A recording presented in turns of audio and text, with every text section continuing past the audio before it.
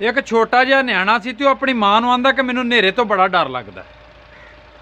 ਉਹਦੀ मां ने ना ਉਹਦੇ हत्थ 'ਚ माचिस फड़ाई तो ਉਹਨੂੰ एक ना बंद कमरे 'ਚ लै गई ਜਿਹਦੇ ਵਿੱਚ ਹਨੇਰਾ ਸੀ।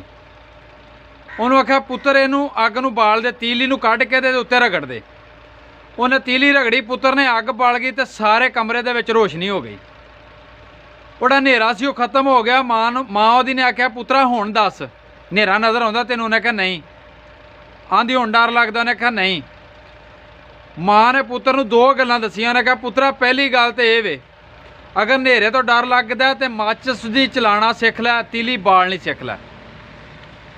अपने आप नूं मजबूत कर लै कि तैनूं हनेरे तो डर ना लगे, तू अपने आप नूं उस खौफ तो मजबूत ही ना कर दे। दूसरी गल ये भी या उस खौफ नूं मार दिओ जिहदे तो तैनूं डर लगदा। साडी जिंदगी च भी इसे तरह ही गल्लां ने। असीं लोग ना तो अपने आप नूं मजबूत करने आ जिहदे तो सानूं खौफ आउंदा, ते ना अगले नूं मारने आ। साडी सारी जिंदगी डर दे विच लंघ जांदी है। असीं सिर्फ मौजज़िਆਂ ਦਾ इंतज़ार करते रहने हैं।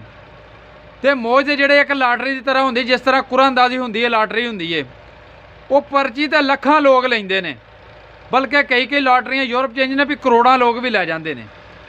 तो निकलदी सिर्फ एक बंदे दी है।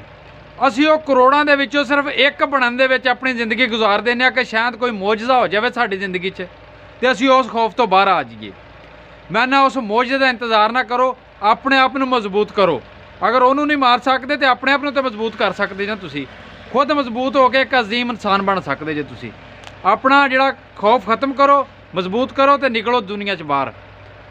तो बाकी मेरी दुआ है इंशाअल्लाह कामयाब तुसीं जरूर होवोगे। कामयाबी तुहाडे कदम चुमे दी। हੱਸਦੇ रहो तो वसदे रहो।